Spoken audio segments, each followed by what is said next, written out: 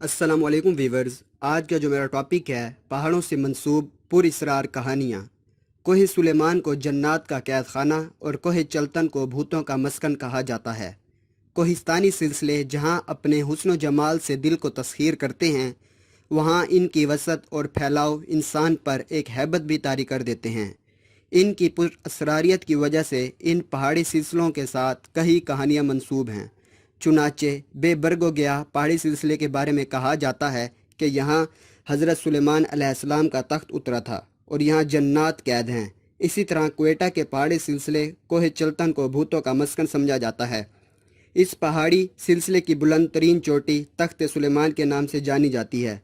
तख्त सुलेमान की बुलंदी 3382 मीटर है।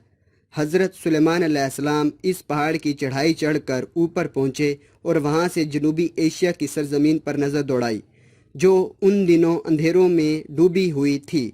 मकामी लोगों रवायत के मुताबिक हज़रत सुलेमान पहाड़ की दूसरी जानब उतरने की बजाय वहाँ से वापस लौट आए, लेकिन आने से पहले उन्होंने अपने मौजज़ाना कुव्वतों की मदद से वहाँ पर मौजूद शरीर जिन्नों को पहाड़ की चट्टानों में कैद कर दिया। ये जिन सारा साल कैद रहते हैं, लेकिन इस्लामी साल के दूसरे महीने सफ़र में इन्हें इस कैद से रिहाई मिल जाती है। माएँ अपने बच्चों को घर में बुलाकर दरवाजे बंद कर लेती हैं। इस महीने में शाम के बाद घर से निकलना अच्छा नहीं समझा जाता। ये पहाड़ असेब ज़दा हैं। इस हवाले से एक कहानी मशहूर है, जो कुछ इस तरह है। एक गरीब जोड़े के यहाँ शादी के कई बरस गुजर जाने के बाद औलाद नहीं हुई। वो दोनों एक बुज़ुर्ग के पास पहुँचे और उनसे रहनुमाई की दरख्वास्त की। बुज़ुर्ग ने खातून को झड़क दिया और कहा कि जो चीज़ अल्लाह तुम्हें नहीं देना चाहता वो मैं किस तरह दे सकता हूँ।